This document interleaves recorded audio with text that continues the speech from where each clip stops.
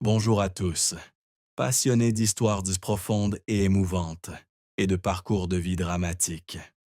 Bienvenue sur notre chaîne, où chaque histoire est une porte ouverte sur de nouveaux mondes, où nous découvrons des personnes qui ont vécu pleinement, aimé intensément et affronté les rudes épreuves du destin. Aujourd'hui, nous allons découvrir la vie d'un homme devenu une icône des médias français, un journaliste, un commentateur aux opinions tranchées, un homme qui suscite toujours la controverse. Mais derrière son auréole se cachent dans des recoins sombres, emplis de larmes et d'efforts inlassables. Voici l'histoire de Gilles Verdez, qui a utilisé sa plume et sa voix pour alimenter des débats passionnés. Prêts à découvrir? Activez la cloche de notification et abonnez-vous dès maintenant pour ne rien manquer d'histoires inspirantes comme celle-ci. C'est parti! Gilles Verdez est né le 8 août 1964 à Saint-Germain-en-Laye, une paisible ville des Yvelines, où les rues pavées et l'atmosphère pavillonnaire sont synonymes de culture française. Issu d'une famille de la classe moyenne, Gilles a grandi dans un environnement propice à l'apprentissage et à la curiosité intellectuelle. Ses parents, dont les noms ne sont pas divulgués publiquement, étaient des travailleurs acharnés. Son père travaillait dans le secteur public et sa mère était employée de bureau. Cependant, la vie familiale de Gilles n'a pas toujours été paisible. Enfant, il a été témoin de difficultés financières au sein de sa famille, ses parents travaillant sans relâche pour joindre les deux bouts. Ces pressions donnaient parfois lieu à des disputes, et Gilles a appris très tôt à gérer les émotions complexes de sa famille. L'un des plus grands chagrins de la vie de Gilles est survenu en 1992, lorsqu'il a été victime d'un événement qui a brisé sa carrière. Le 5 mai 1992, Gilles était au stade Armand Cesari de Furiani, en Corse, pour couvrir un match de football. La catastrophe de Furiani s'est produite lorsque les tribunes provisoires se sont effondrées, faisant 18 morts et des centaines de blessés, dont Gilles. Blessé aux jambes et au dos, il a passé des semaines à l'hôpital pour se rétablir. L'incident a laissé non seulement des cicatrices physiques, mais aussi de profonds dommages psychologiques. Gilles a confié lors d'une interview que les mois qui ont suivi la catastrophe ont été les plus sombres de sa vie. Il était hanté par l'image des tribunes effondrées, les cris de la foule et le sentiment d'impuissance face à l'impossibilité d'aider son entourage. Les cauchemars ont duré des mois, et il a lutté pour surmonter sa peur de retourner travailler dans un stade. Une autre souffrance dans la vie de Gilles était la solitude qu'il a connue au début de sa carrière. Jeune journaliste ambitieux, Gilles était constamment en déplacement, travaillant d'arrache-pied pour faire ses preuves. Il a, un jour, confié qu'il y avait des nuits où il était seul dans son petit appartement parisien, avec l'impression que personne ne comprenait vraiment la pression qu'il subissait. Cette solitude est devenue encore plus flagrante lorsqu'il a été licencié du Parisien en 2009, avec le rédacteur en chef Dominique de Montvalon et le rédacteur en chef Philippe Dulay, suite à une baisse de 4% des ventes. Cet événement a non seulement été un choc professionnel, mais a également laissé à Gilles le sentiment que tous ses efforts avaient été réduits à néant. Il pleurait en silence, se demandant s'il aurait la force de poursuivre sa passion. Ces traumatismes, de la catastrophe de Furiani aux échecs professionnels, ont façonné Gilles Verdez, lui laissant une cicatrice forte, mais aussi invisible.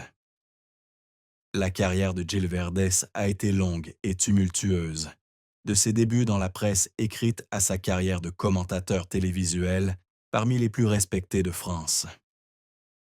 Diplômé du Centre de formation des journalistes de Paris en 1988, Gilles a débuté sa carrière au Parisien, un prestigieux journal français. Il s'est rapidement imposé comme un reporter compétent, couvrant les événements sportifs et politiques. Sa passion pour le football, qu'il nourrissait depuis l'enfance, l'a conduit à la rubrique sportive, où il a écrit des articles incisifs sur les matchs et les coulisses. En 1997, Gilles a rejoint l'Équipe, le premier journal sportif français, où il est devenu un reporter respecté. Ses articles sur des stars du football comme Zinedine Zidane et les stratégies de l'équipe de France ont été salués. Cependant, la carrière de Gilles dans la presse écrite n'a pas toujours été de tout repos. En 2009, alors qu'il travaillait comme rédacteur au Parisien, il a été licencié avec deux autres collègues seniors en raison de la baisse des ventes. Cet événement a porté un coup dur à l'estime de soi de Gilles. Il a confié avoir beaucoup pleuré les jours suivants, ayant l'impression que le monde s'écroulait. Pourtant, fort d'une grande résilience, Gilles n'a pas baissé les bras. Il a rejoint François en novembre 2009, où il a occupé les fonctions de directeur adjoint des ventes, puis de directeur du département des sports d'août 2011 à janvier 2012. Bien que son passage à François ait été de courte durée, Gilles a démontré sa capacité d'adaptation et son sens aigu de la gestion de projets médias. La véritable percée de Gilles a eu lieu en 2013, lorsqu'il a rejoint le panel de Touche pas à mon poste, TPMP, sur C8, présenté par Cyril Hanouna. Avec son franc-parler, parfois controversé, Gilles est rapidement devenu l'une des personnalités marquantes de l'émission. Il n'avait pas peur d'exprimer ses opinions tranchées sur tous les sujets, du football à la politique en passant par la pop culture, ce qui lui a valu à la fois l'admiration et la controverse des téléspectateurs. Ses dernières apparitions dans TPMP ont permis à Gilles de toucher des millions de téléspectateurs à travers la France. Un moment mémorable s'est produit en 2016, lorsqu'il a été giflé par le rappeur Joey Starr lors d'un événement en direct sur Nouvelle Star. Bien que l'incident ait été choquant, Gilles en a profité pour démontrer son professionnalisme, ne laissant pas ses sentiments personnels occulter son travail.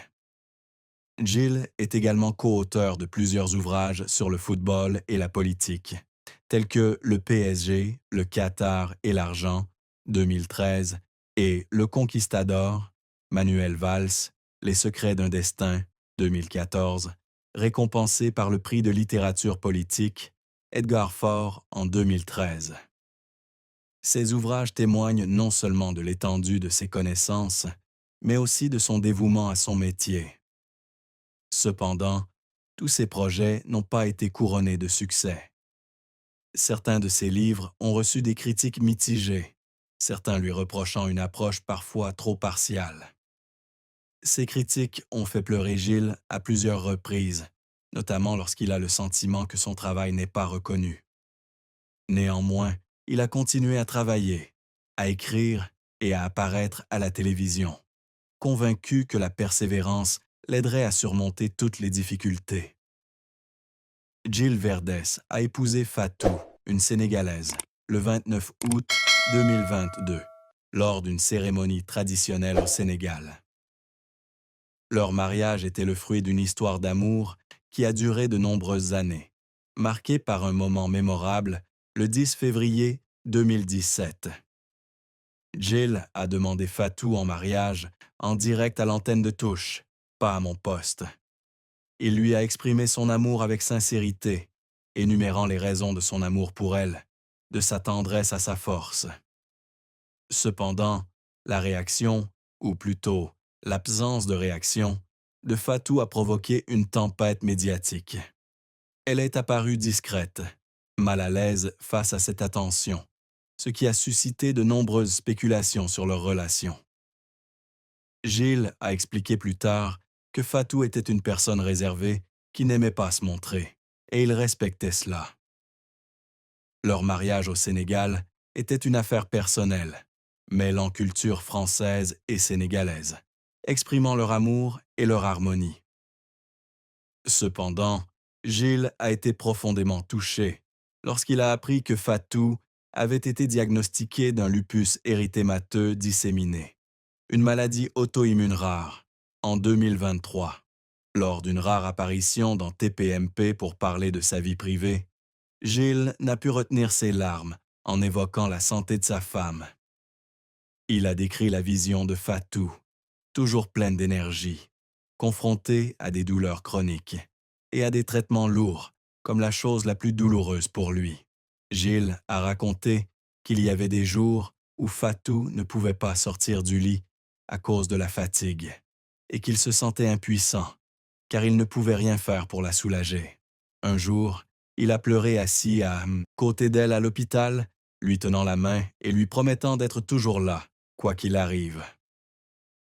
Gilles a confié que la maladie n'était pas seulement un défi pour Fatou, mais aussi pour eux deux, car elle a changé leur vision de la vie et de l'amour. La relation entre Gilles Verdez et Fatou est une histoire d'amour qui transcende les différences culturelles et les pressions de la célébrité. Gilles, un homme qui vit sous les projecteurs médiatiques, a trouvé en Fatou une compagne discrète mais forte. Dans une interview en 2022, Gilles a confié que Fatou l'avait aidé à trouver un équilibre dans sa vie. Il a déclaré « Fatou est ma lumière. Elle n'aime pas être sous les projecteurs, mais elle est toujours là, dans les moments où j'ai le plus besoin d'elle. » Cependant, il a également admis que leur mariage n'a pas toujours été facile. La célébrité de Gilles, combinée à la polémique sur TPMP, a parfois mis Fatou sous pression. Elle lui a un jour confié qu'elle craignait que les critiques publiques ne compromettent leur bonheur. Fatou, qui apparaît rarement dans les médias, a un jour partagé sur Instagram qu'elle aimait Gilles pour sa sincérité et son dévouement. Elle a écrit « Gilles est un homme qui vit par passion, mais il fait aussi passer sa famille en premier.